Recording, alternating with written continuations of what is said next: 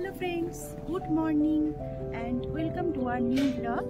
तो আমরা এখন আছি উর্গাম ভ্যালি আর এটাই আমাদের হোমস্টে। এটা হচ্ছে বিবেক প্যালেস। তো খুব হোমলি একটা পরিবেশ ছিল, আমরা দারুণ এনজয় করেছি সবাই। আর কালকে রাতে প্রায় অনেক রাতেই ঢুকেছি, প্রায় 8টা সাড়ে 8টার সময় আমরা এসেছি। তো একটা অন্যরকম এক্সপিরিয়েন্স হলো, মানে রাতে পাহাড়ি রাস্তায় গাড়ি চালানোর মানে গাড়িতে আসার একটা এক্সপিরিয়েন্স। তো বেশ একটা অন্যরকম অ্যাডভেঞ্চার লাগলো। তো যাই হোক, এখন আছি উর্গাম ভ্যালি।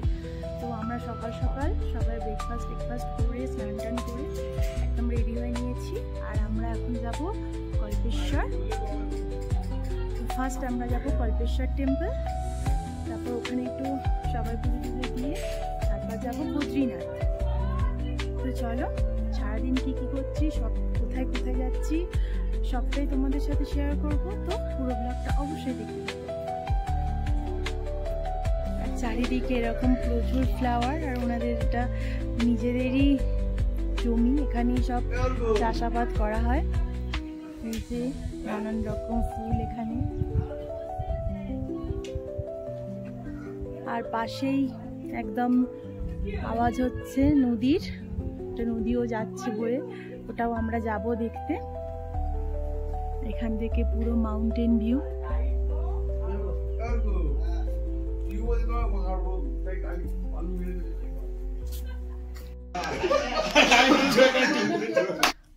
চলো তোমাদের সাথে একটু শেয়ার করি সকাল থেকে ঠিক আমরা কি করছি। আমরা যে হোমস্টেতে আছি ও এতটাই সুন্দর পরিবেশ, আর সেখানে যে বাচ্চারা আছে তারা ক্রিকেট খেলে।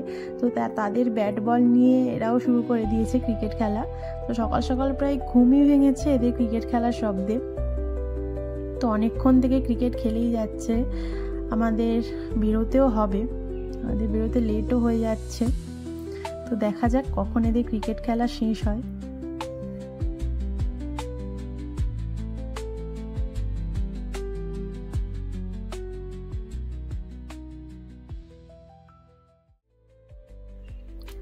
আজ ব্রেকফাস্টে আছে আলুর পরোটা, রুটি, আর এদিকে আছে আলুর তরকারি, আর আছে আচার।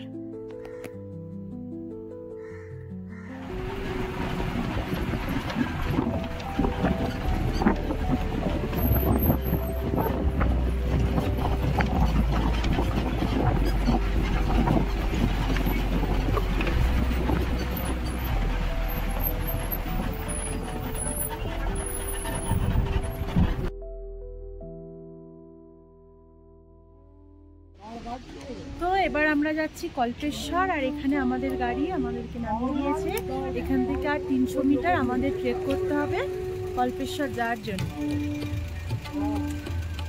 সামনেই একটা ঝর্ণা আছে, খুব সুন্দর। তো এরপরে আর গাড়ি যাবে না, এরপরে কিছুটা পথ আমাদের ট্রেকিং করতে হবে। আর এই ঝর্ণা কল্পেশ্বর, এখান থেকে কল্পেশ্বরের রাস্তা শুরু।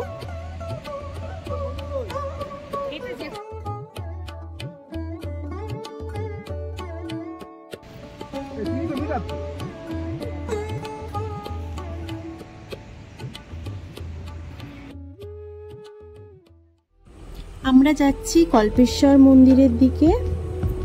প্রথমেই একটা ব্রিজ পড়বে, আর তারপরেই আমরা পৌঁছে যাব কল্পেশ্বর মন্দিরে। উত্তরাখণ্ডের গাড়োয়াল হিমালয়ে উর্গাম ভ্যালিতে অবস্থিত এই কল্পেশ্বর মন্দির পঞ্চকেদারের অন্যতম কেদার এটি।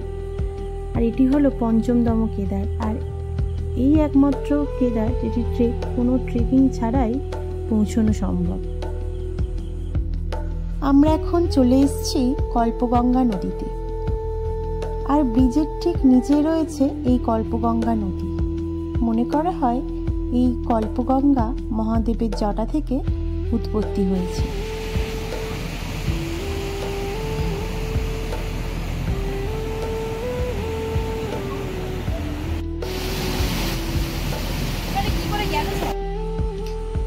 মন্দিরে যাওয়ার আগে বেশ কয়েকটা সিঁড়ি আছে, এই সিঁড়িগুলো ভেঙে আমাদের মহাদেবের কাছে পৌঁছতে হবে।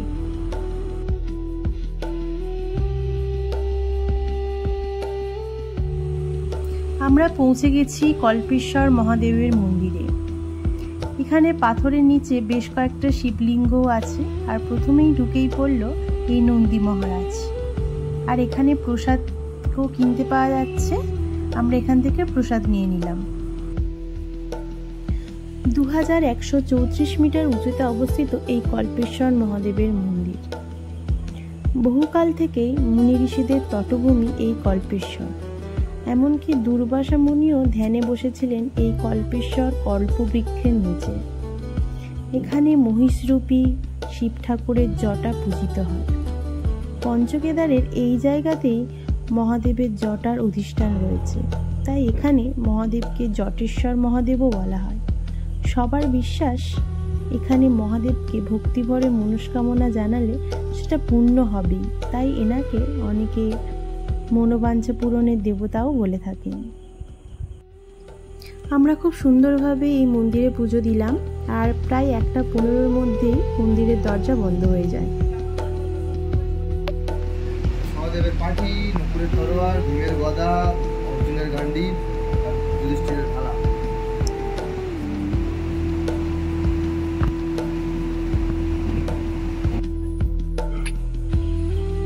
কল্পেশ্বর মহাদেবকে দর্শন করার পর আমরা বেরিয়ে পড়েছি এই দুর্গম রাস্তা দিয়ে বদ্রীনাথের উদ্দেশ্যে। কল্পেশ্বর যাওয়ার সময় অনেকটাই রাত হয়ে গেছিল, তাই রাস্তাটা তেমনভাবে তোমাদের সাথে শেয়ার করতে পারিনি। তো খুবই দুর্গম রাস্তা, খুবই এবড়ো খেবড়ো, খুবই খাড়াই রাস্তা। তো আমরা এখন চলছি বদ্রীনাথের উদ্দেশ্যে।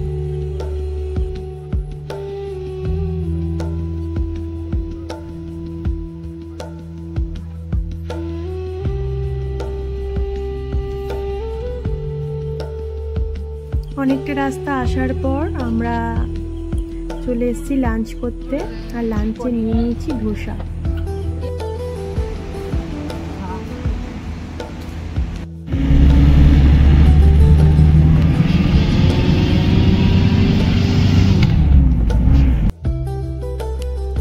আমরা এখন যাচ্ছি বদ্রীনাথ ধাম, আর যাওয়ার পথটা এতটাই সুন্দর, আমার তো ভিডিও করা শেষই হচ্ছে না। আর তোমাদের সাথেও একটু শেয়ার করার ইচ্ছা হলো। জানি না ক্যামেরা কতটা জাস্টিফাই করতে পারছে, কিন্তু সামনাসামনি যেটা দেখছি অসাধারণ।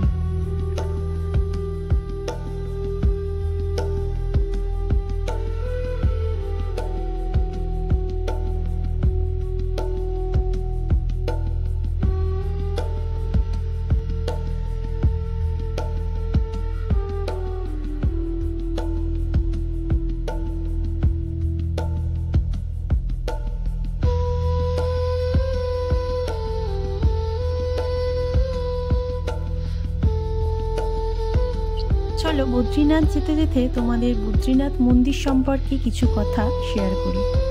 আমাদের হিন্দু ধর্মশাস্ত্রে এটা মানা হয়, কোনো এক যুগে নারায়ণ বা বিষ্ণু এই স্থানে এসেই ধ্যানমগ্ন হন, এবং লক্ষ্মী পরবর্তীকালে রোদ, ঝড়, জল এগুলো থেকে নারায়ণকে বাঁচাতে এই স্থানে একটি বদ্রিকা গাছ অর্থাৎ কুল গাছ স্থাপন করেন, এবং তার দিকে বসেই নারায়ণ বহু যুগ ধ্যানমগ্ন অবস্থায় ছিলেন। আর সেই ক্ষেত্রেই জায়গাটির নাম হয়ে যায় বদ্রী, আর এটাই হচ্ছে বদ্রী বিষাদ। সেই জন্য মন্দিরকে বলা হয় বদ্রীনাথ ধাম, আর আমাদের 4 ধামের শেষ ধাম বলা হয় এই বদ্রীনাথ ধামকে।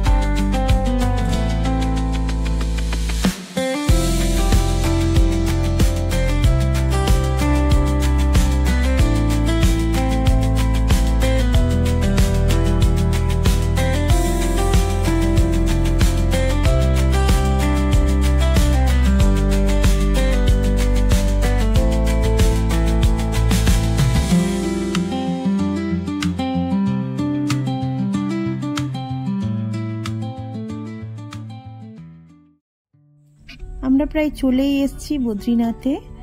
আর আমাদের এখন হোটেল খুঁজতে হবে, কারণ আগে থেকে আমাদের বুকিং করা নেই। তো এখন হোটেল টোটেল খুঁজে একটু ফ্রেশ ট্রেশ হয়ে আবার আমরা মন্দিরের উদ্দেশ্যে রওনা দেব। আর এখানে প্রচুর হোটেলও দেখতে পাচ্ছি, আশা করছি কোনো সমস্যা হবে না হোটেল পেতে।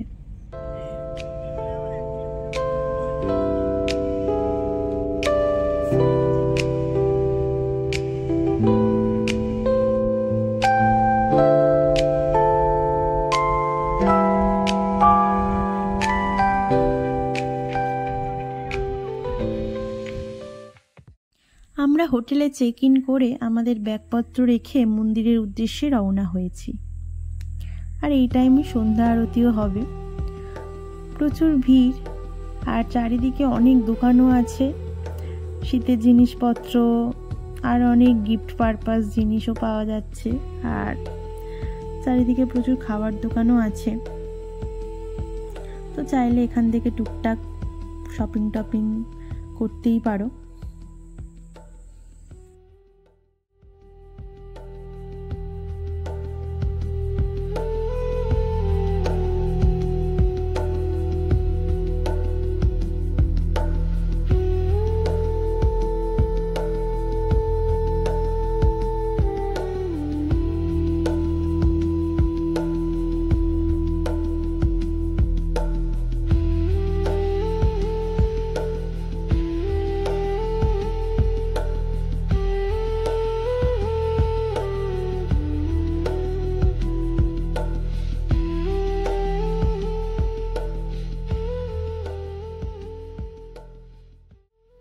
আর মন্দিরের একটু কাছ থেকেই একদম প্রসাদের দোকান শুরু হয়ে যাচ্ছে। তো প্রচুর প্রসাদের দোকান আছে, কোনো সমস্যা নেই। মোটামুটি যেমন তোমরা নেবে 50, 100, 150 সব রকম প্রাইসেই প্রসাদ পাওয়া যাচ্ছে। তো আর একটু সামনে থেকেই আমরা প্রসাদটা কিনবো।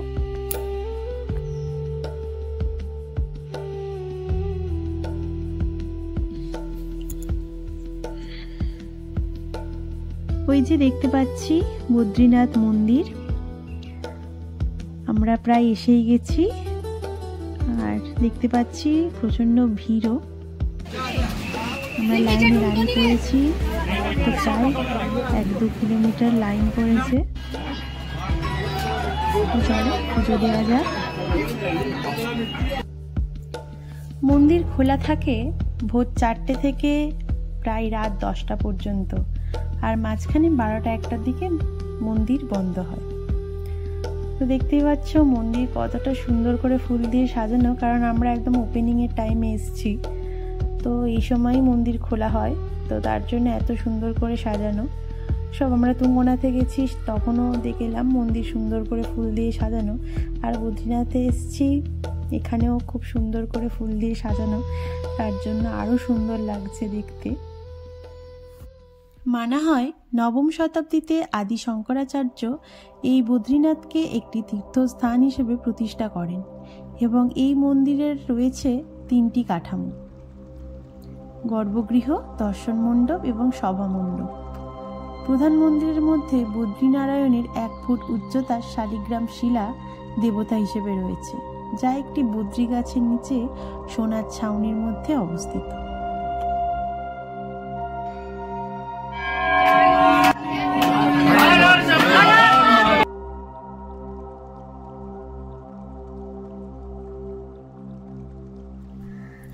আমাদের পুজো দেওয়া হয়ে গেছে আর আমরা বাইরে চলে এসেছি।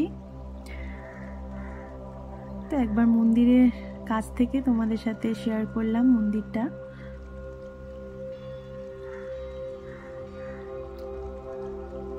আর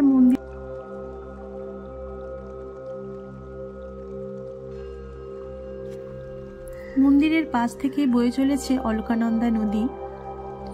আর ওই যে দেখা যাচ্ছে উষ্ণ প্রস্রবণ, আমরা এখন ওখানেই যাব।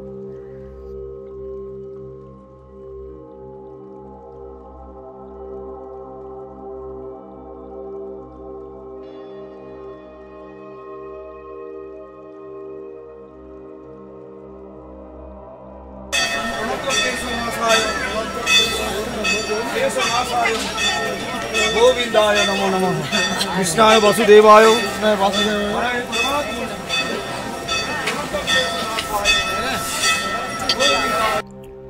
চলে এসছি আমরা বদ্রীনাথের উষ্ণ প্রসবনে, আর এটাই মনে করা হয় এটি ভগবান নারায়ণের পায়ের নিচ থেকে আসছে।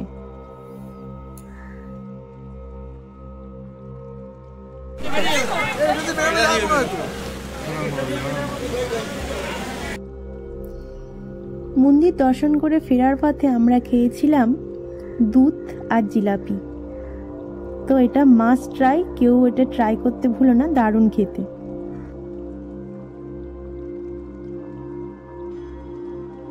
তো চলো আজকের এই ব্লগটা তাহলে এখানেই শেষ করছি। আশা করছি তোমাদের ভালো লেগেছে, আর ভালো লাগলে অবশ্যই কমেন্টে জানিও।